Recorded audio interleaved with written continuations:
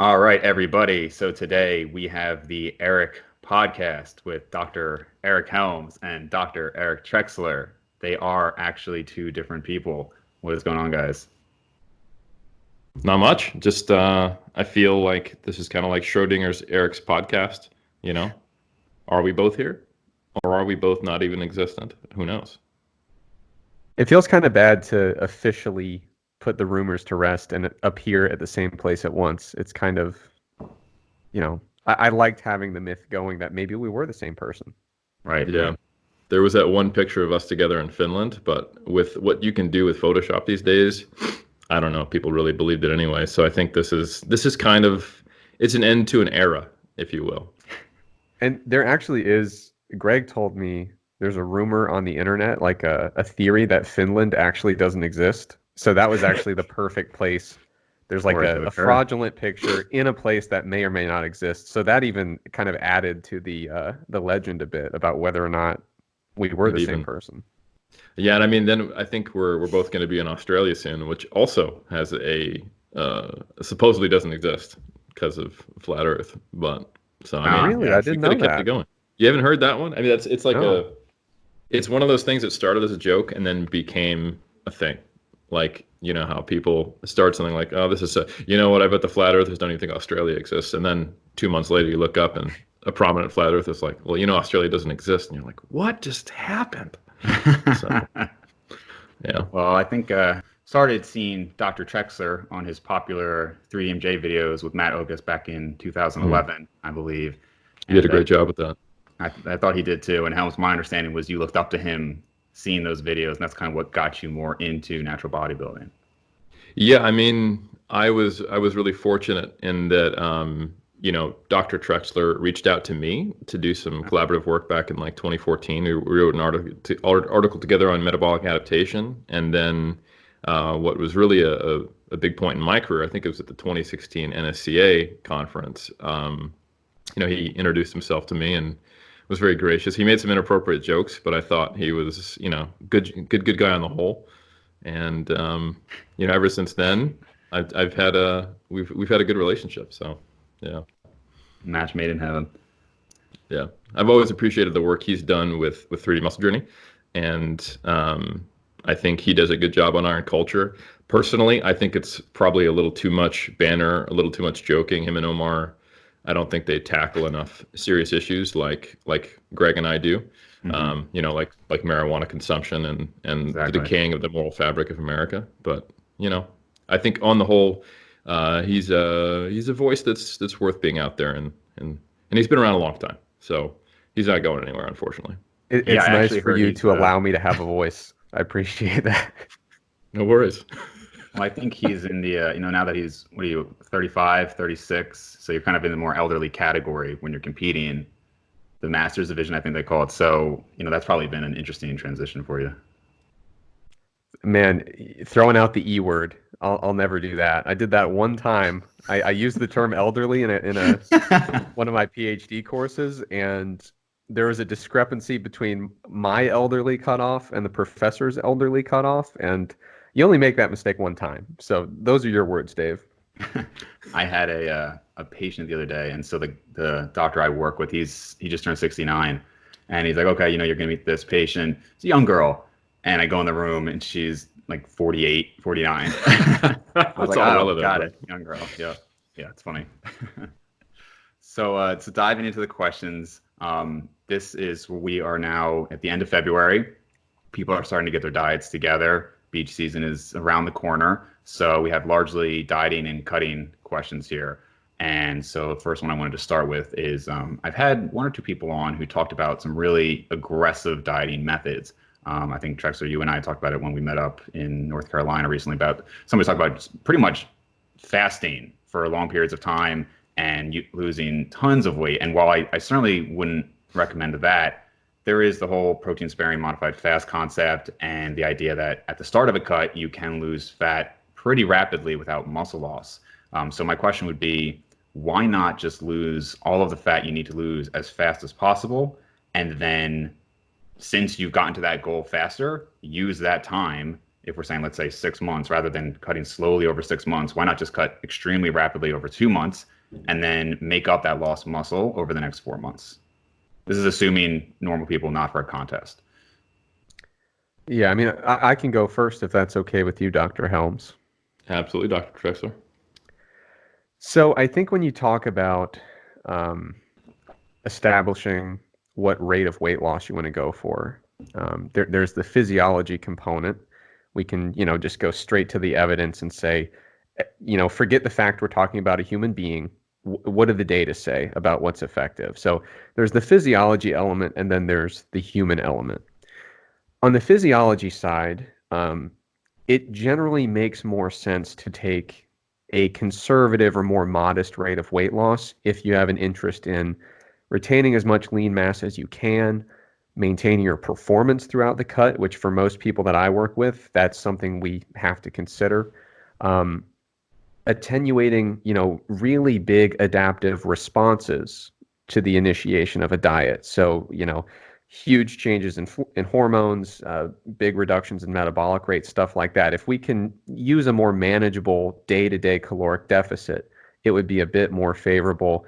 And then there's the concept of, relative energy deficiency, where if we impose this really, really dramatic energy deficit unnecessarily, generally speaking, the outcomes are a bit worse, if we're looking at it purely from a physiology perspective. Now, it's always relative. It always depends on how extreme you're going to go, with this really aggressive weight loss approach. But just based on the evidence we have about, with comparing different rates of weight loss, who seems to perform the best throughout the cut, who seems to maintain the most muscle mass, who seems to manage some of the less favorable aspects of dieting, the hunger, different hormone fluctuations, slower does kind of seem to be a more favorable path to take if you're purely going on physiology. But when it comes to the human element, sometimes people respond really well to seeing results. And sometimes you can really get a diet started on the right foot if you can say, hey, we're going to, within these first 8 weeks, we are going to make a lot of progress. You can get that momentum going. You can establish a really high level of excitement and motivation through observing those changes. Now, I wouldn't go super extreme with it, but I can see cases where you might say, for this individual, based on what I know they respond to in terms of their excitement about the process, their motivation level, let's really start this diet with a bang. Let's make some progress pretty quick and then just carry it forward. So, Dr. Helms and I recently collaborated on a paper, and Dr. Helms, there's kind of an update to a 2014 paper. But generally speaking, I think most people I talk to that are tapped into that literature in terms of rate of weight loss, usually the recommendation tends to be no more than 0.5% or 1% of body weight per week as kind of the starting point for weight loss. So that's usually where I start. But like I said, every now and then you're working with somebody who, just based on what their goals are and kind of how their motivation level responds to seeing progress, every now and then it does make sense to break that rule a little bit and maybe push a slightly more aggressive approach. Yeah, I think those are all really good points. And in general, I think there's nothing I disagree with there. To add a few other thoughts, I will acknowledge that there are data in, I believe, obese individuals that show there are some relationships with longer term success over the time period studied with faster initial weight loss. And I think that is directly speaking to the human element that Trex is talking about there.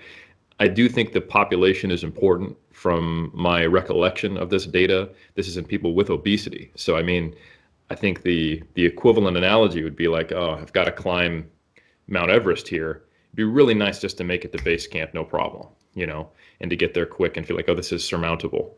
I don't know how applicable that is to athletic populations or people who are looking to get like beach lean, kind of your preamble to this one.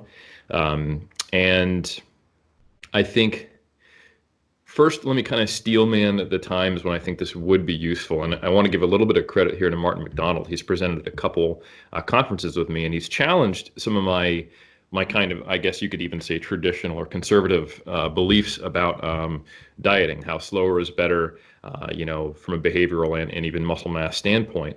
And I think he showed a lot of data that in non-really lean athletic individuals, yeah, you might lose some muscle on the front end, but it just happens more rapidly versus slower over long term, and it will come back. And I think that's probably generally true. But there are some issues when you talk about really, really lean people. I think it also depends on what are you trying to do with that cut. So for one, I'll say when going from lean to very lean, I think sometimes you can see disproportionate issues with large cuts when you're really kind of going to the end of what kind of body fat levels you're at. And you start to see the way I like to describe it is, when you're just getting semi-lean, you're kind of walking on the sidewalk, and on either side, you're walking in someone's lawn or in the street, and that's where these problems might be. However, when you're trying to get really, really lean, you're kind of on a tightrope, and everything matters. You're always robbing Peter to pay Paul, and you can experience a lot of negative effects. One of them is REDS, relative energy deficiency in sport, and we have a lot of data now just to kind of talk about some of the downsides of large deficits, because they necessarily increase, or I should say, reduce energy availability and potentially increase these symptoms, is that there's a lag time before you get quote unquote better again. We have data now, even in some case studies and in some large scale studies now, especially some stuff out of Finland, which we're talking about. If someone gets really, really lean, even though they will increase their acute energy availability and restore some body fat, there is a lag time before they're quote unquote right again. Sometimes 3, 4, even 5, 6 months before you can see everything get back in order. And that's a pretty persistent finding in the case studies on bodybuilders. So from my anecdotal experience, not that we have a ton of data comparing different rates of weight regain post-comp and eating post-comp, I have seen that if someone gets really, really lean and they do it in a very aggressive, rigid manner, very restrictive manner, that both psychologically and physiologically it takes longer to get back to baseline. So that's kind of an issue. However, where I do like this approach is actually with powerlifters.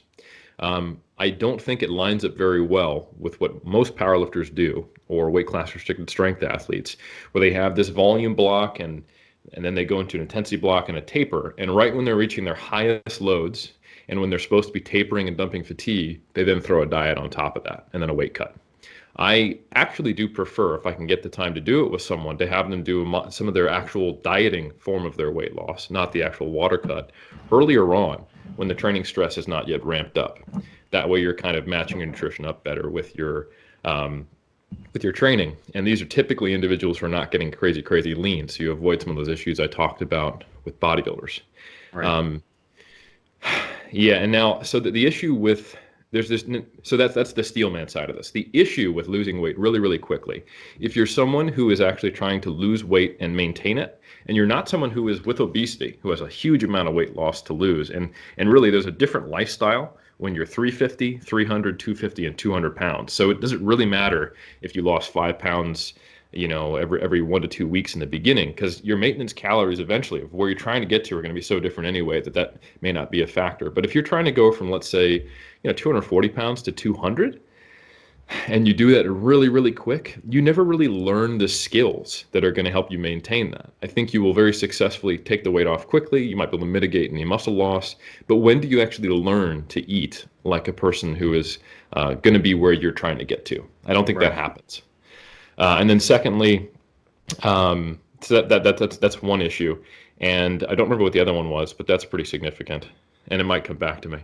Can I jump in with one addition here? Dave, I didn't address part of your question, which was you were basically asking, why not just cut aggressively and then make up any lean mass that you lost on the back end? Oh, that's what I was going to say. Go ahead. Right. Go ahead, sir. Yeah, but my answer to that is it'd be great in theory, but that's really hard to do. Yeah. The studies that I ran with Bill Campbell at USF, we did a case study or a pilot study looking at a small group of people who got pretty lean for bodybuilding and physique type competitions. And we were looking at their ability to regain lean mass in those 4 to 6 weeks after the end of the diet. And aside from a quick increase in water weight, there was really nothing to speak of in terms of lean mass gains within those first 4 to 6 weeks. And, if you look at that's in people who are, opening up the floodgates, still training hard, eating like crazy. So the idea that you would get down toward the end of a diet, obviously these are in lean people, which is a big caveat, but it can Were be. they contest lean, or this was just like getting relatively lean? They were contest lean. Okay. Yeah, but if we're talking about somebody who's trying to get, I would venture to say even beach lean, like pretty lean but not stage lean. I think it'd be really hard for them to, after they get down there, try to maintain all of that leanness and say, okay, now it's time to put on a bunch of muscle. I think that's a much it's doable in some circumstances, but it's a much harder sell than saying, let's get all the lean tissue that we're going to need and then cut. I think that's the more parsimonious approach, is let's get as much lean mass as we want to have, maybe even a little more, to budget for a little bit of lean tissue loss, and then cut, and then we can just maintain and be there. Because the idea of trying to gain that muscle on the back end is tough, and the leaner you get, the tougher it seems to be. Sure. Yeah. And I did have Martin McDonald on maybe a month or two ago, and we talked about that. But it was interesting because, again, you have to obviously look at the population. So he provided a formula, and I don't remember off the top of my head, but it wasn't an overly complicated formula. But when we had broken it down for this aggressive fat loss, for me at, let's say, 200 pounds, maybe 15% body fat, it still ended up only being about 1 to 2 pounds a week anyway. Like, it was still maybe 1% of my body. So it's not like, I know what Martin says, and that's for these people who come and maybe they're relatively new or they're 250 pounds and obese. Yeah, I don't think that person should be limited to 1 pound per week. I think that might even be silly for a lot of people. If they're new, why not? Like, you're almost just holding them back. But if you've been doing this for a long time and you're, decently lean, normal people think you just look normal, then I would say still 1 to 2 pounds per week, or 1 to 2%, whatever that is much more reasonable. And that last question on, can you just kind of make it up on the back, is more a discussion point than it is something I actually think would work out well, especially if you did get contest lean. Because I think, I know there's some data out on there, but even just anecdotally, when you get that lean, if you just eat a ton after that, it's not a lot of muscle, right? It's a lot of like bloat and just water, and you just feel like crap. So I think it's an interesting concept. But unfortunately, I think if you do go that quickly, there's going to be some consequences to the end result. Yeah, I do want to hear Dr. Helms' thoughts on this, but I want to add one quick caveat. All of this stuff is relative. So, as you were kind of responding there, I was thinking back, and there are instances where I take an approach of lose fat first, gain muscle later. But it really depends on what's our starting body weight, what's our goal physique. So if I get somebody who carries a lot more fat mass than they wish to carry moving forward, like long term, they want to change their body for the long term. They currently have more fat mass than they want to carry. They also have less lean mass than they wish to carry in the future. And they come to me and they say, what do we do? Do we bulk first or cut first? Mm-hmm. Every now and then I'll say, well, which is your most pressing goal? Would you rather, are you comfortable having that body fat with a lot of muscle underneath it, or would you enjoy the process more if we got to, kind of a sustainable body fat level and then bulk from there? So sometimes I do take that approach, but it really depends, where are we starting and where are we trying to get? Sure. Yeah, I agree with that. I think, the part that I forgot that we've mostly covered now is just that, like, from a mechanistic perspective, we do like it's one thing to say we lack the studies on people getting lean first and trying to put muscle on to know this is like how does it work, or how does this work in lean people. But we do have a lot of mechanistic data that show people with obesity, or even people who are overweight versus people who are lean, respond very differently to acute deficits. So there's some work that's been done that just looks at substrate metabolism, where you see higher rates of leucine oxidation, higher rates of gluconeogenesis and converting protein into other energy substrates in lean people compared to the overweight. We also see some more recent work in looking at MPS an MPB, muscle protein breakdown and synthesis, that shows when you put a person with obesity or was overweight into a deficit, they kind of get a dampening of the MPS rates. But in lean individuals, you will also see an uptake in muscle protein breakdown. And then there's data way back from, I think, 1969. Man, it's I believe, an Indian last name, although it could be Sri Lankan or Pakistani, so I don't know, but I think it's Suryana Namara. I can never pronounce it, and I always feel like a jerk when I say it. But acute fasting diet in obese men or men with obesity, and then individuals who are reasonably lean, and you see a pretty sharp tank in testosterone, but only in the lean individuals. So I think, and then also speaking back to that lag time, I think if you take someone who's getting reasonably lean and they're trying to eat up, what we do know is that if you're lean and you are not just walking around lean, but you dieted to get lean, this whole P ratio thing of great, now I'm going to be putting on muscle, it's pretty much the inverse of that. If you dieted to get lean, the first thing your body wants to do is put on body fat. And there's a behavioral component to that. I think Martin and I would agree with him, and I think he would agree with this as well. I don't want to position it as a him versus I, but I think there's solid data to show that when you're not getting super lean, the rate of muscle loss might be equivalent when you look at the net change over time, and especially when you come back to a surplus. But what I think people would probably agree on is that the larger the deficit, the more restrictive the diet, both in perception and in actual number of calories, the greater the likelihood of hyperphagia post-diet, and the greater the likelihood that you will overshoot and eat more afterwards. Yeah. And there's some yet to be published data on intermittent calorie restriction or having diet breaks that would suggest that even when the deficit's equivalent, you experience a little less hunger and desire to eat when you use diet breaks, because you're getting to come back to maintenance and you're coming out of that. So there's kind of this, it seems to carry momentum and build up, even if you look at the same total amount of energy restriction. So my question is, all right, if you're getting really lean, physiologically, you've got some issues. But even if you're not, you're going to be increasing the amount of basically the pendulum swinging back harder in terms of what you're more likely to do. So yeah, on paper, you may be able to physiologically get to the same place and just get it done on the front end faster and get to your goal earlier. But that's only if on paper you can follow the diet. And I can tell you, back when I was doing a consult almost every morning, so many people had come to me and been like, hey, this is my fourth time trying to diet and then maintain it, or diet then lean bulk. And more often than not, they were taking too quick of an approach, and it was a diet that really had no respect to what maintenance should look like, and it really couldn't, even if it fit your macros approach. Like, if you're dieting on 1,600 calories and if it fits your macros, it's going to look the same as if you're on a meal plan. It's vegetables and protein, because it's 1,600 effing calories, right?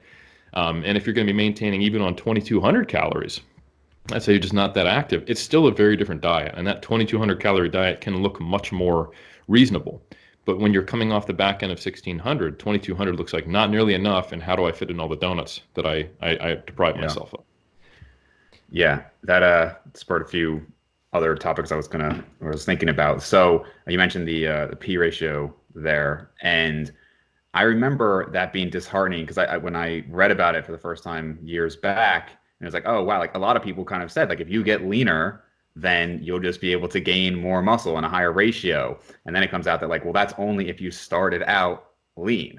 But if you started out, if your natural, I guess, set point or settling point is a higher body fat percentage, then, like you said, it's kind of the inverse of that, which is unfortunate, because I feel like my natural is probably maybe 16 to 18, which isn't fat, but it's not 8%, which would be nice. This is why it's pretty important to have not just a purely research-based experience, view of the world. Like, I mean, any personal trainer, anyone who's lifted weights or been around in the world could tell you that dieting doesn't make your bulk better. That's literally never happened. Like, I mean, you see people who diet down and then they get fat over and over and over and over. Like, it's the exact opposite anecdote. Right. And really, I think what the P ratio data shows is that dude who underate in high school and was super active and just went out and like ran around, and then he finally like picked up a magazine from Arnold. Like, yeah, he was basically walking around under muscled because he wouldn't eat enough, and basically his he ate nacho cheese most of the time, and like, played video games. And then he learned about protein and lifting weights, and he looked like he put on 25 pounds of pure muscle. Well, if he'd Right. just eaten normally and not been so like fidgety, he probably would have been 10 pounds heavier at the same body fat anyway. Right. Like that's all the P ratio data really tells us, in my opinion. Yeah. So. The other thing I was going to mention, which you kind of talked about, wow, like you're all the way down to 1,600 calories, and then 22 doesn't seem like that much. I think, and this is something I thought even before you and I ever talked, Eric, is that you mentioned, I believe, that you can bulk up on relatively high calories, but that when you cut, you have to cut pretty severely, in contrast to Alberto Nunez, who seems to be able to keep calories pretty high. And I noticed that my range is huge there. So I can maintain, like I maintained 190 eating 3,500 every day. But then when I got to 200, I was still able to just maintain 200 at 3,200 calories. And when I really want to drop weight, I mean, even early in the cut, I might have to get down to like 2,400 almost right away. Now, there are some moderate refeeds in that, but for the most part, most days are 2,400.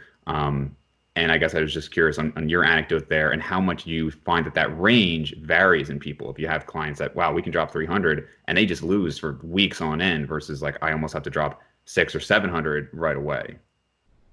Yeah, I think unfortunately some of that is me waxing nostalgic, because that was definitely the case in my 20s, but it has not necessarily proven to hold up as I've become elderly, as we've described. So definitely a thing. And I notice for me, I tend to be someone, now that I've actually, added one more thing to my OCD checklist, that's a Fitbit charge. I noticed that I have to be more intentional with maintaining a step count when I get into a deficit. And I just am a little more, I think I'm somebody who responds to energy surplus or deficits by changing my activity levels neat, if you will. So I think, and that's a relatively common thing. One thing is Berto, like just as a single case study, he's the same no matter really what he does with his nutrition. He's fidgety and moves around a lot. And, like I remember, I'm going to actually, for anyone who's on video, they'll appreciate this. One time he came over to my place when we both still lived in California, and his main critique for his pro debut in 2008 was that his posing really needed a lot of work, and that he didn't hold his poses well enough. And he said, Eric, I'm working on my front relax. Can I show it to you? Let me know what you think. And we went into my bathroom, just as two normal dudes do, most half naked, going into the bathroom together. I was going to say, this is being recorded right now. Oh yeah, this has been out before. There's even a picture of us like flexing in our underwear in my bedroom. So I mean, it is what it is. The internet remembers. So anyway, so I'm looking at him, and he starts doing this, and I'm waiting for him to settle into the shot. And then he looks over at me and goes, "So what do you think?" And I went, "Oh, that was it." Like that was.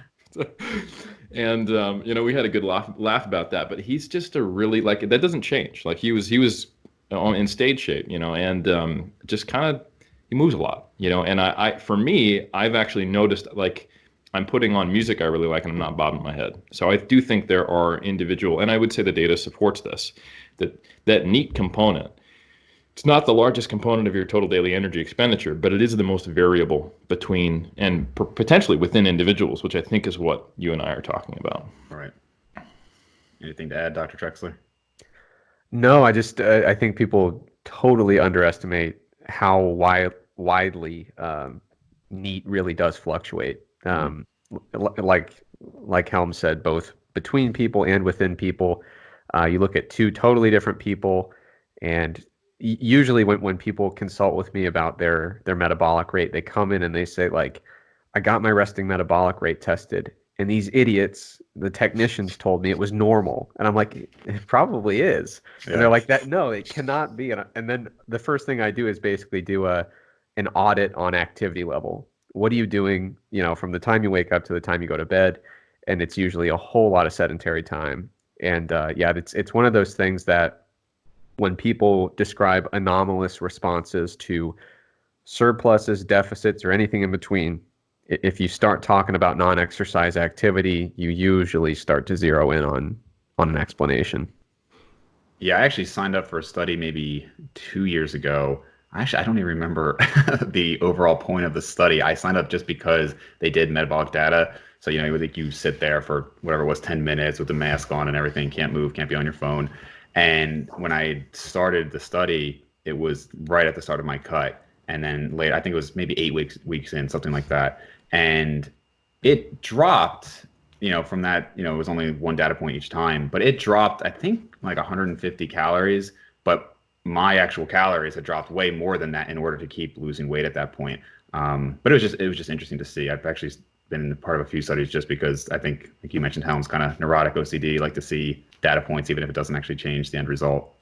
For sure. I'm actually glad you brought up NEAT though, because that kind of ties in with another topic I wanted to mention, which is maybe 1 or 2 years ago now, there was talk of the constrained energy model. And I believe that was looking at the Hadza? And they were saying how even though they were super active, they weren't actually, eating that much more. I have an intelligent acquaintance who it seems like anytime he sees NEAT brought up, he's like, why are we even talking about this? It doesn't even matter. It's, look at the constrained energy model. And there was that response in regard to, I don't know if you saw James Krieger using the weighted vest recently with one of his clients, and that's kind of gotten a little bit more popular. And to me, I thought that was kind of misunderstanding what that model was, but obviously I want to hear your opinion. So my understanding of that model is basically that populations who have a long period of time of doing extreme amounts of activity will eventually adapt so that they're not actually burning that much.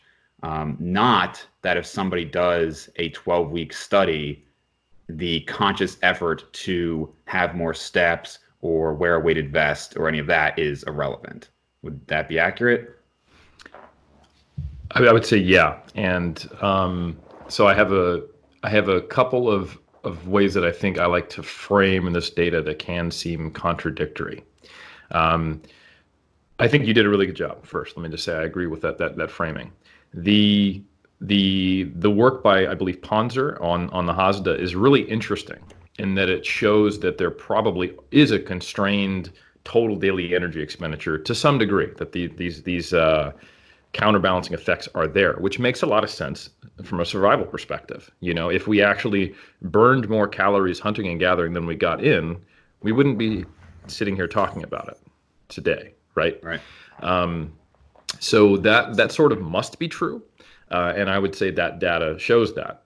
But I think we're making a comparison between the Western world in what is essentially after a couple thousand years of agriculture to one of the very few remaining, mostly non-agricultural hunter-gatherer societies on the planet.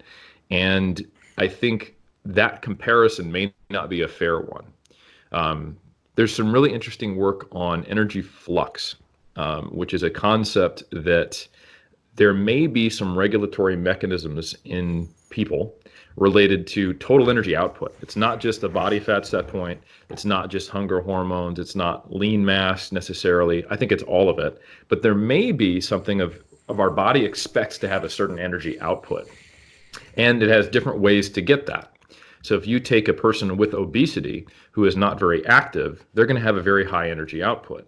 But if they diet and start doing cardio, they can have the same energy output at a lower body mass level. And if you look at some of the data on what is one of the most potent tools we have to maintain lost weight, it's keeping a high activity level.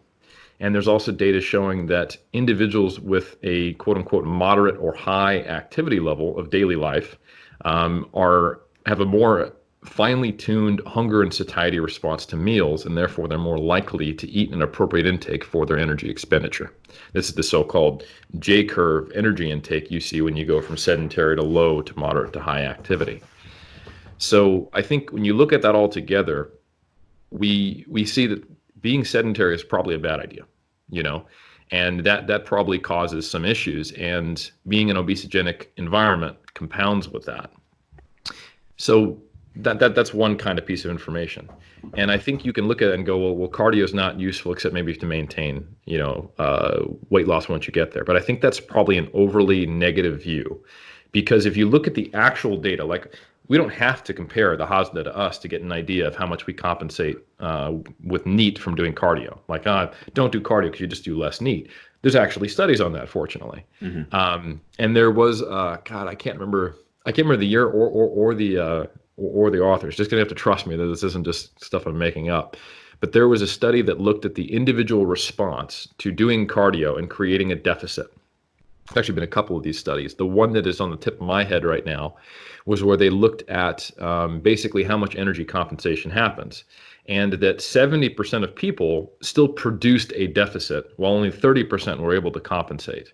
Now, this doesn't mean that the 70% produced the deficit they expected, but this means that 7 out of 10 people, cardio does something that is in the direction of their goals. Even if, I did 500 calories of cardio, but you actually burned 200. Like that will make your math get messed up. That will be frustrating. But I think it is to use the Hasda data and ignore that and say, cardio is useless. I think you're going to get a non-negligible, 30% of people, if we use that data as representative of the one true mean, to say, yeah, there's a fair amount of people who cardio, at least at a certain point, or maybe past that point, they require more than you'd expect. It won't be as effective as I'd like it to be. But I think there's another study that showed, I think they did 500 or 1,000 calories of cardio. And I think almost everyone in the 1,000 calorie of cardio group couldn't fully compensate. So there is a limit. It's not like I run a marathon a day, but I just completely go into a catatonic state like a hypertonic bear for the other, whatever, how many, 18 hours of the day. And I burn the same amount of calories. Like that's not possible. It doesn't happen. There is only so much your body can compensate, and it doesn't happen in everybody, but it does happen in enough people that it can be problematic. And I think they're probably disproportionately shown in our clients. That's another thing, and this is a separate topic, and then I'll shut up and let Trexler talk for a little bit. But I think when we report our anecdotes as coaches, there's two things. There's two different biases that come into that. One, there is the selection bias of people who get results really easily don't hire coaches. But I think even more important is that when I sit here and I think of those light bulb moments where I'm frustrated and I have a memory of it and I talk about it on a podcast, it's the times I couldn't get it to work. And I'm forgetting the 600 times I added cardio and things went great. But it's that one person who I'm absolutely positive they were actually doing cardio, adherence was high, we had a great relationship, and I was throwing cardio at them, and all they were doing was getting a great VO2 max, but not losing weight. So I think there's a lot that goes into that. So I think being aware that cardio is not always as consistent of a tool and may not add up is good, but having this very myopic view that it does nothing and maybe at best it helps with maintenance, I think is probably not supported by the data, in my opinion. Yeah, I think there's a lot of reasons that I and many people find a caloric deficit or like through diet is more effective a lot of the time. You take away those 300 calories and it's an actual 300 calories, not, well, the treadmill said I burned 300, but in reality it was 250 and I would have burned 50 sitting around anyway, and all of that. And I got more efficient at it over the last 12 weeks, so I think it's a little more straightforward with diet. But yeah, especially over a 12, 16, shorter term diet, I don't think cardio would be useless at all for a lot of people. Yeah, I mean, like with my clients and with my own diet, I've been pretty vocal about the fact that I'm not super dependent on cardio, just because I think it has nothing to do with the hypotheses regarding constrained energy expenditure or anything like that. People seem to be happier if you don't make them spend an hour a day on the treadmill, which is pretty cool. The additional training volume that you have to deal with, the recovery burden you have to deal with. So in practice, I've never gotten into a situation where, I added this cardio and I just can't find the deficit that was supposed to be created. So I've never found a need as a practitioner to dig into this hypothesis of constrained energy expenditure in this type of application, because usually it works. I usually get a person who now is losing more weight, is in a bigger deficit because we increase cardio, but they're way less happy and they don't recover as well. And so those are the issues that I typically have to deal with when it comes to cardio. It's not like, I thought we introduced this deficit, but it's nowhere to be found. I don't often find myself in that position. Gotcha. Can I add two minor things? Go for it. So in defense of cardio, because I'm thinking of my anecdotal experiences where sometimes I have leveraged cardio a lot. One is when the absolute number of calories for an individual have to get really, really low. And I'm just not comfortable, regardless. Like a lot of times we think, it's still 12 kcals per pound, or whatever. But there are some things that don't scale linearly with calories in terms of micronutrient and mineral intake, where I'm just like, you know what, this is 1,000 calories. Yeah, on paper it's the same as me being on 2,000, but there are things you just can't do with 1,000 calories that you can with 2,000 in terms of diet variety that aren't proportionate, and I'm actually worried about micronutrient deficiencies here, et cetera. So in very lightweight individuals, male or female, sometimes I will prefer to leverage cardio a little more. Mm-hmm. I think that was the only thing I wanted to add. I did say two things, didn't I? You did. Yeah, see, that's the thing. Whenever you're on a live podcast, you never give a number, because if you say you have three things to add, you're going to get exactly two of them. Or if you say two, you're going to get one. I totally agree. There are instances where I'm thinking of one client in particular where I was just like, I know what the math is telling me I should do for your calories, but there's no way I'm going to put that into a spreadsheet. I'm not comfortable with it. And so in those cases, you do either leverage cardio, or if you already feel like you've kind of maxed out where you want the cardio to go, then you have to say, what are we doing here?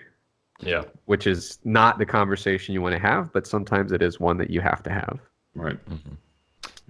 Fortunately, I appreciate that. Yeah, thanks, Trexler, for stepping in there and giving me the space to be like, what the fuck was I going to say?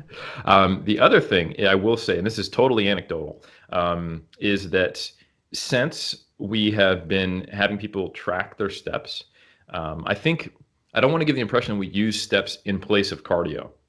Because we don't often do that, but what we really like to do, because some people do seem to have their steps drop subconsciously, is that we establish steps for our clients in the off season or early on in prep, and we just ask them to maintain it.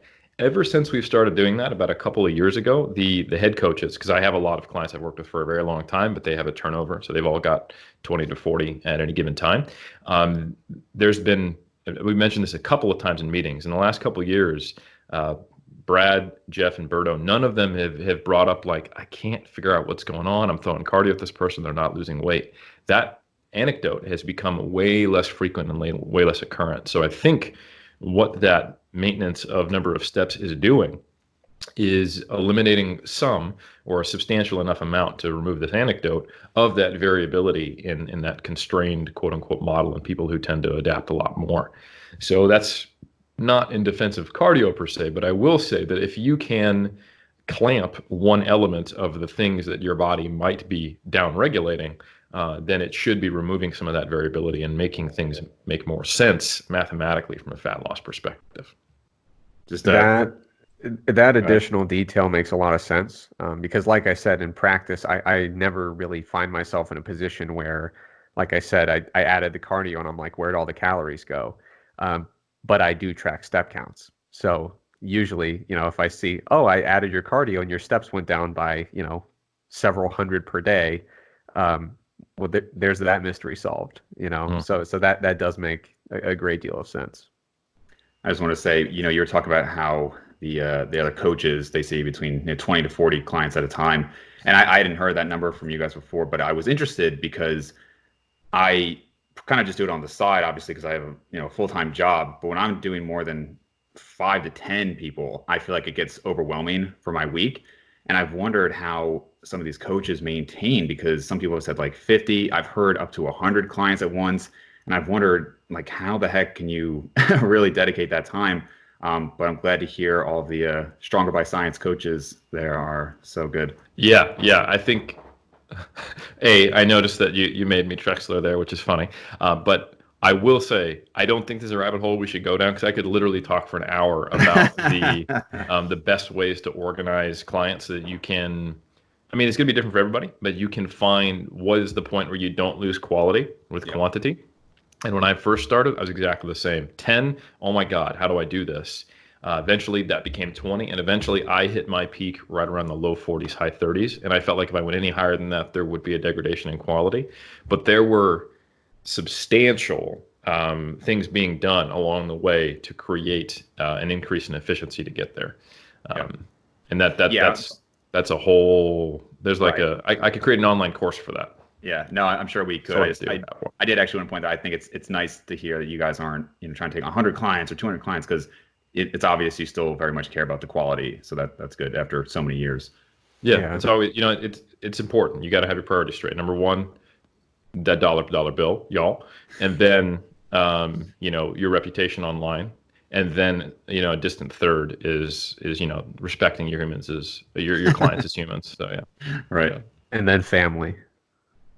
Well, if you're gonna have that, if you want that distraction, come on, Eric. No, that's the same thing. I went through the same experience when I started coaching. The first thing I did was I actually reached out to people that had been coaching for way longer. When I was getting started, obviously everyone had been coaching for longer, but I try to find people who have been coaching for a really long time and get an idea of what does a client load look like? What are your processes for maximizing efficiency? And still, even with all that information, I started out with 10 and I thought, how could I ever do 12? Mm-hmm. But you get more efficient as you go, and you can work up to a manageable roster, even though the number goes up a little bit from there. Right. Also, another really key point, that 30 to 40 number that I'm talking about, that's a full-time coach. That's right. Exactly. That's not, I'm also, a dentist, or I'm also a researcher, or I also write articles. That's like, I post on Instagram because I have to keep getting these clients. But besides that, I'm only coaching. Yeah. Right. Yeah, exactly. You mentioned that you were thinking of we were going to talk about the calorie range and all that. That was more when you were a little younger, and now you found out that might not apply as much. My understanding is that most of the research shows that metabolism doesn't slow that much with age, maybe like 1% per year or something like that. So is this strictly because your body is decreasing NEAT more, do you think? I think it's because I used to be a personal trainer and now I'm an online coach. And I spend I do so many podcasts that I actually think it degrades my total energy expenditure. So thanks, Dave. Yeah, that's get a walking little treadmill there, get a standing desk. I think it's honestly that in the last 10 years, what a job in fitness means has changed so drastically that it means like, oh, you're a fitness professional, you must be very sedentary. Now, back in the day, like if you wanted to be a trainer, I was loading plates on my feet, like sometimes jumping in to handle my colleagues' group X class and shit like that. Not the spin class. I wouldn't do that for no matter how much you paid me. But yeah, I was a much more active person in my 20s, just by function of my career. Right. You know when I was really good at dieting, I was running a training study with a bunch of very strong males doing leg press all day. And there was 800 pounds on the leg press, 800 pounds off, 800 on, 800 off, 900 on, 900 off. And that's when I really understood dieting and was an expert. And now I'm just fat and flabby because I don't load any weights. I just sit here all day. Yeah. I got elbow tendonitis during my primary, like my longitudinal study for my PhD. I was out in the lab probably 12 hours a day for, I'm going to say 10 weeks, but of course Zerdos would point out that I did for my wife's vacation. So my wife's birthday, we took a 1-week vacation to Disney World. So 9 weeks, and I'm a terrible person for going away from the lab for a week. But for 12 hours a day, I was in the lab Monday through Saturday, loading plates. It was a squat bench press study, and we were using like Alico plates, and we had some reasonably strong people. They finished with around a 400-pound squat. These were trained males, and there was, I think, 6 weeks in, I couldn't do anything except good mornings. Nothing. It was the only movement I could figure out how to do without hurting my elbow. So yeah, that's a thing.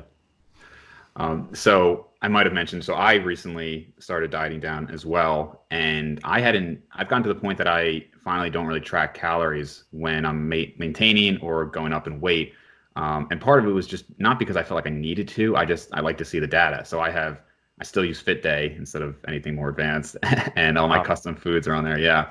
So I have 12 years of data on there, and at this point, when I'm bulking up, I know that I'm not actually eating that much. And I've experienced that where I thought like, man, I ate so much. Then I look back and it's actually not that much. But one of the nicest things about not having to track for me, because I don't know, maybe age or just how active I am, it really does feel like I can eat whatever I want. Now that ends up being maybe 3,500 calories, but like it's kind of just like until I'm full, I don't think about it. And I weigh in most days, so I can just kind of adjust a little bit if I need to.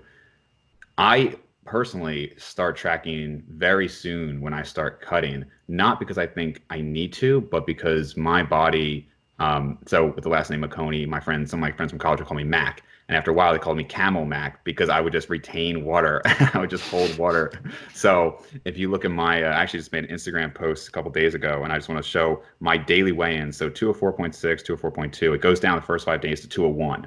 Kept calories the same. From 201, it went to 202, 203, 204 with the exact same calories. And it seems like almost right away, I start having like water retention issues and things like that. So mentally, it's much easier for me if I start tracking because I don't have to second guess. Did I actually eat more than I thought? Like, what is going on? I can just see, well, I know I ate way less than I have been. I must be in a deficit. And not surprisingly, a couple of days later, I did wake up at 200. So for me, it's just to ease my mind. So I was just curious how you guys go about it for yourself or clients. Do you try to get them relatively lean without tracking? Do you just leave it up to them? Do you have any preference? Yeah, I'll go first. So it's going to sound like I'm a hypocrite, but I'm actually not. So let me say that on the front end. I realized, so I compete at a low body weight and I don't like to do cardio. So that means when I diet, the calories get low and to a very depressing number. And so the most recent prep I did, I didn't track my calories or macros at any point. I just made sure that my protein servings were big enough, and I just made some qualitative swaps along the way. Swaps at first, and then just outright deletions. Once you get to a certain point. And that was really good for me because I didn't have to stare at a software every day that just reminded me like, hey, Eric, you know how bad you feel? You should.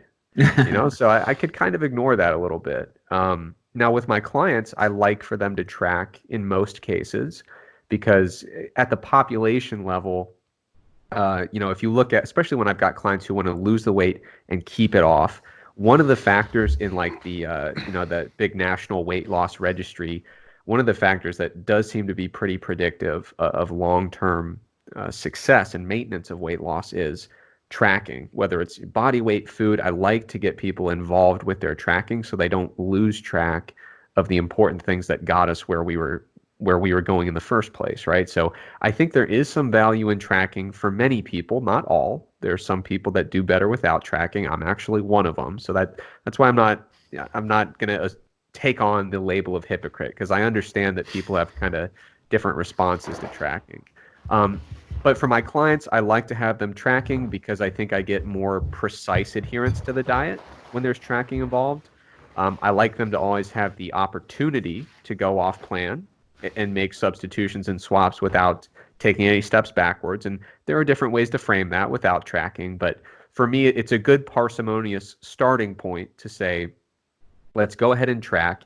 And if I do have a client where for any number of reasons tracking doesn't seem to be the best method, then of course we can move away from it. But that is my kind of default starting point is let's go ahead and track things. And that way, when they do get in their own head a little bit, right? When we do a calorie drop and they say, Eric, I've weighed in at 204 for the last 6 days, I can say, trust the process. The scale will that'll sort itself out. But we know we're doing the right things. We know we're on track. Let's have patience and let's have confidence. Whereas if we don't have tracking, it's a lot harder to tell somebody, I'm absolutely certain that the scale is just hiding our progress here. So that's my 2 cents on it. Really good 2 cents, I would say, and I'll even give you 10 cents for the use of the word parsimonious, which is awesome. So I wanted Eric to go first because this is a topic that I tend to say a lot about, and I was hoping he would cover, and he did a fair amount of it, so I wouldn't monologue and take up too much of our airspace here. I think that's all really, really good. And one thing I want to point out is that the way that Eric was describing how he uses tracking with his clients, you can hear that it's not a crutch. He was saying, hey, sometimes tracking is useful. And Dave, I'd say this as well. I like to track. You said, so I'll start slower. Eric said, I like to use tracking so we know, like, we can just trust the process. Like, you can see that you're not off, right? Which means that there's food awareness that's already there, which means that the person is established behaviors and habits. And hey, if we're stalled, now we can use tracking to actually make you feel saner, to keep your anxiety levels lower. It's not a person who's saying the only way I know how to do anything is tracking. It is actually a solve. It's a bomb on this anxiety that the person has. And same thing that you said, Dave. You're like, hey, like, I'm dieting, everything is all good, and then I'm up 4 pounds, and I'm like, for my own sanity, let me track to make sure I know I'm not like sneaking in calories somehow, and it makes you feel better. And I was actually inspired by Eric when we talked in Finland, to take some of the habits that I had in the off season, because I hadn't tracked since 2012 all the way through 2018 and mini cuts and all that, to like, I'm going to try to take this into contest prep. When he told me his story of doing the whole thing in a more qualitative approach and more just swaps and substitutions and portion sizes and going by feel. And I maintained that for, I think, all the way through like February, December, January, February. I didn't track. And when I did start tracking, it was for that exact same reason. I'm dealing with smaller numbers. I'm getting close to the stage. Really, I'm just anxious and I want to make sure I'm shredded. I would feel better tracking now. And that was the rationale behind it. But the important thing is, what's the foundation there? The foundation there is an awareness of food, an understanding of calorie intake needs, and kind of having a quote unquote default diet, as I like to put it, or like a habit-based system in place. Where I don't like tracking is when those two things are inverted, where the person has no awareness of what's an appropriate level of hunger, energy intake, food focus. They don't really have a great idea or base. They don't have any habits except for I hit these numbers. Every meal looks a little different. Their habits are different. There's not a lifestyle underpinning this that then they can quantify if they want. It's the only lifestyle I have is quantifying. And I try to put everything else aside because I'm a machine or a robot, or I just like numbers or what have you. I think that's problematic. And I've been trying to get away from using tracking as a crutch for a lot of people, and it's extraordinarily common, which is why I think when you look at some of the data, you will see there is a lot of overlap. There's shared variance between rigid restraint and flexible restraint. And I think a lot of people have promoted the idea that flexible dieting is just simply not having food restrictions, and you can eat what you want so long as it fits your macros. But that can be done in a very, very rigid black and white way, on the macros, off the macros. And it can also, there's a fair amount of data showing that not in all cases, but in many people, and in many cases, a reliance primarily on external cues like tracking can actually dampen your awareness of internal cues. So there's this kind of push and pull to where we see, like Eric correctly pointed out, a fair amount of data showing that weighing yourself and tracking your calories helps with weight maintenance, but also weighing yourself and tracking your calories can, in some populations and some data, but not all, be associated with disordered eating and negative body image. So what do we do there?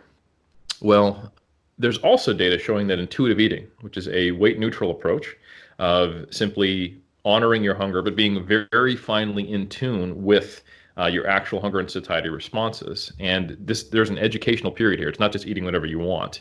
And it's not binge eating either, because that's not really honoring your hunger. But it's someone who has a very good awareness of what their body's needs are, and probably also has some educational component. Because if intuitive eating is something that's taught, that means you're typically dealing with a clinician at some point.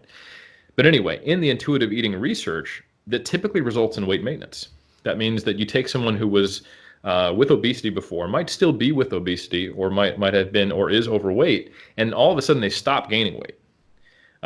Because you don't just wake up with obesity. Like that is something that you are getting to, and then they have this intervention, they learn to intuitively eat, and then they maintain their weight.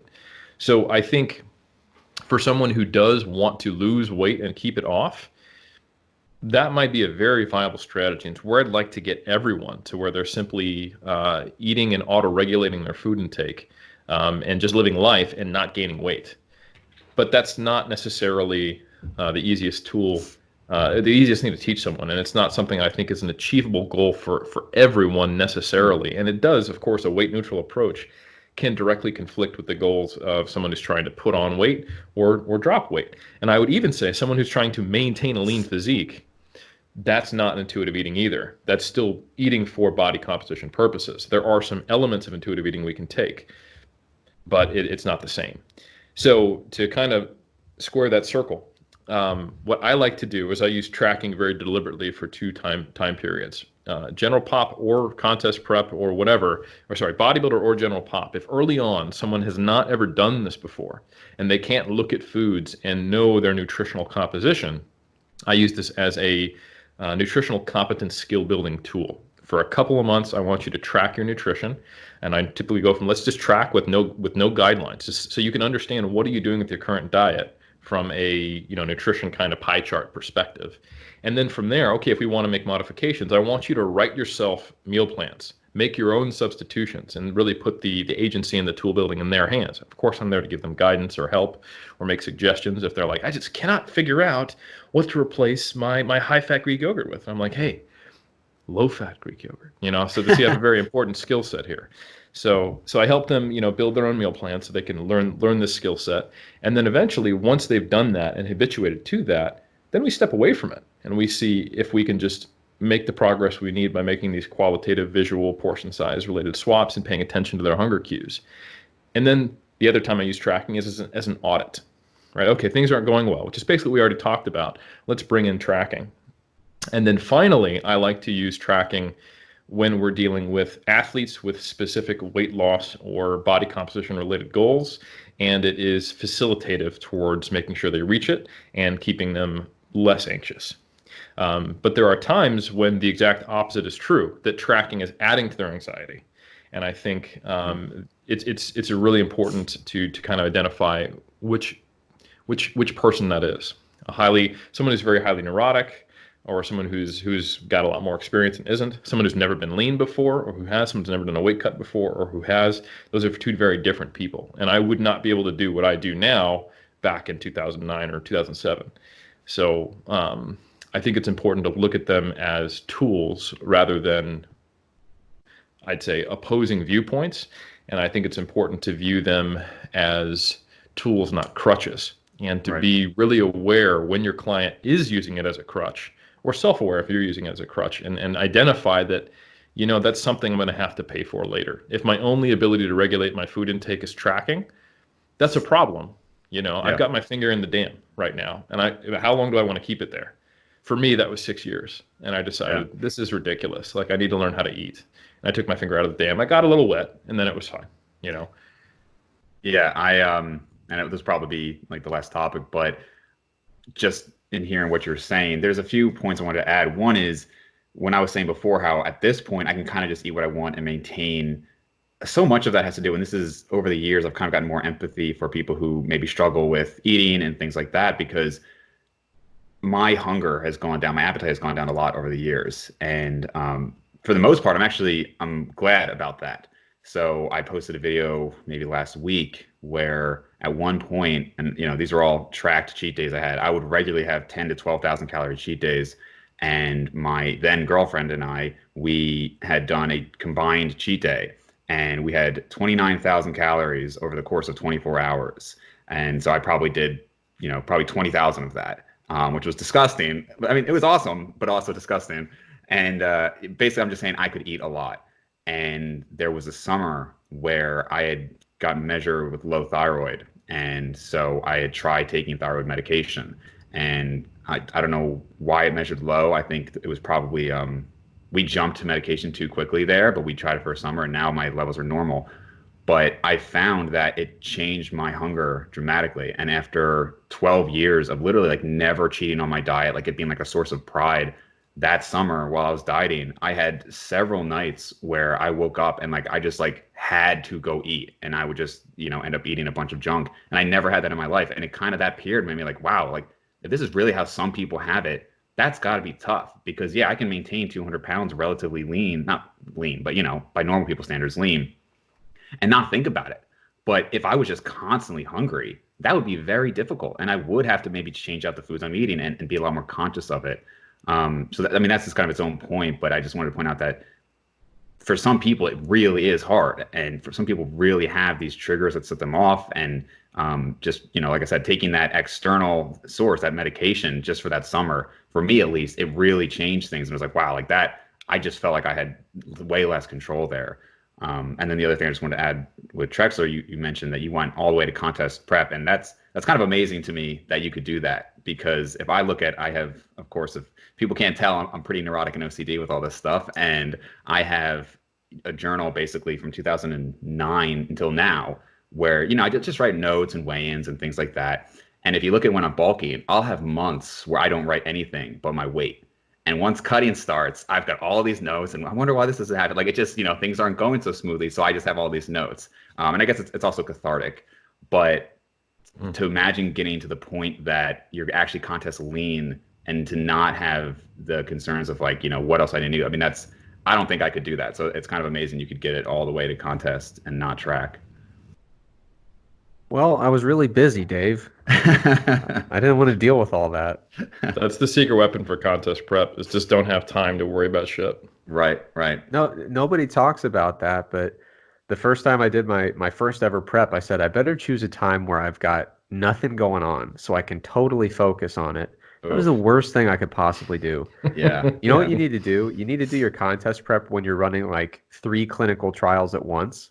And then you're going to be like, yeah, I'm going to have some chicken. And then I'm going to go to bed for like 6 hours and go back to work. Like, being too busy to care about it is the best thing you could possibly do. Like, I cared about it, but just not having the luxury of sweating the details was a beautiful thing. I loved it. Yeah, no, it's awesome. And then I was just going to add to your point about anxiety. Like, tracking can kind of help anxiety, or it can cause anxiety. Certainly, I think if you're like, okay, I get 2,500 calories today and my macros are, X, Y, and Z, and I have to hit those exactly. I definitely don't do that personally. And I usually don't have any clients do that either. I think there's something to be said for manipulating fats and carbs. But for me, I think most of it comes down to calories and protein, at least for me and the people I've helped. So even now as I track calories for cutting, it's not like I go into my day and say, okay, today's 2,200 calories. I actually still kind of eat what I want, following those principles, following like, the more satiety and all that stuff. And then I just kind of log the food just so I can see what it was at. Mm-hmm. So I don't have a set plan. It just, it happens to be around 2,300 right now. But that's just because I've made the choices to sub out rice for broccoli and things like that. So it's kind of like a combined method where I still like to see the number, but I'm not going into my day saying I have to hit this. That's a great example of using tracking alongside hunger. Like, you may eat more or less because you are more or less hungry, and you track it, and then you can go, I'm actually in my hunger is leading me to be in a smaller deficit, and I know that because I tracked. All right, I need to be just a little less full after meals, and then you can still track. Like, they're absolutely not mutually exclusive. I think it's a great point. Yep. And Dave, can I give a little anecdote pertaining to one thing you said that I liked? Go for it. You're talking about how you were like, man, this hunger, like, some people, this is probably how it feels, just trying to maintain their weight. And like, this is really bad. I think one of the things I struggle with is people who were kind of born with characteristics that make weight maintenance or weight loss relatively easy compared to others. I think sometimes there's a lack of empathy when we see people struggle with their weight management. And sometimes you can't even fathom why someone struggles so much with it because it comes naturally to you. I was at a conference one time and someone gave a talk about athletes specifically who were just born freaks. And I mean that in the best way, but they were truly different. And it was about all these like case studies of people historically. And the one that really stuck out and kind of stuck in my mind was a mountain climber, like a legendary mountain climber. They didn't know it, but they were born with just an incredible capacity to carry oxygen in their blood. They were built to live at altitude, and they didn't even know it. But the reason they found out they were good at climbing was their first few climbs, they would go up the mountain and all their friends were like, dropping over almost dead from not having oxygen, just like, sucking down canisters of external oxygen. They're like, what is wrong with you guys? Like, suck Yeah. it up. We're climbing the Right. mountain.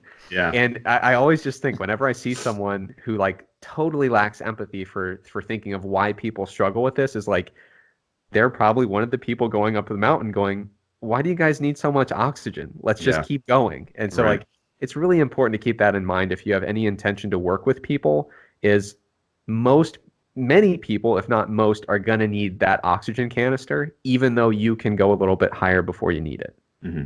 Yeah. Yeah. Really great point. So I don't know if you guys have anything to add, but if not, I actually realized I did not start the podcast with this, but I want to make sure I put it in the end here. So as with all my podcasts, I donate to a charity. I know I didn't ask you guys about specific ones today. The reason being, and I actually mentioned this on another podcast, but I feel like it didn't get enough attention from that, so I wanted to mention it again here. Somebody had reached out to me asking if I could donate to, it's for multiple sclerosis, and it's called Walk MS. You actually donate to different teams. So I guess her cousin has multiple sclerosis. So that's where I'll be donating to. But there's, a whole list of teams and everything that you can donate to. So I'm going to include that link again today. So for anybody listening, if you'd like to contribute, it's cool because I think it goes directly to these people rather than, not that, obviously these bigger organizations aren't helpful. They're very helpful. But to be able to see, okay, it's going to this specific group, I think that's cool. So that's where I'm going to be having it today. Great. Awesome. And so where can people find you guys for more witty banter? You can find me on Instagram at Trexler Fitness. You can find me at strongerbyscience.com. And every month I put out something called Mass, which Dr. Helms can tell you about. That sounds amazing. It's cool, yeah. Just based on the title, you seem really intrigued. Yeah, I want to know more. Let me tell you more now that I just asked myself my own question. Yeah, you can find me at Helms 3DMJ, and then I also, with Dr. Trexler, Dr. Mike Zerdos, and Greg Knuckles, we put out monthly applications in strength sport, and that is our monthly research review where we cover all things that are related to strength and physique sport. The Erics hold down the bodybuilding and physique and nutrition side of it. And Zerdos and Greg handle the training side of it, and then of course, because I switch hit, I go in there and argue with Greg about failure sometimes. Hint, hint on our next upcoming episode. But yeah, so you can find me on Instagram, like I said, and then primarily at 3dmusclejourney.com. That's the number 3, the letter D, Muscle Journey. From there, there's links to my books, Mass, our podcast, our blog, and the only other spot where you can find me is Bantering with Omar on Iron Culture, which is on Spotify, iTunes, YouTube. Perfect. All right. Well, thank you guys so much. This was a cool podcast. Thank Our you. pleasure, man.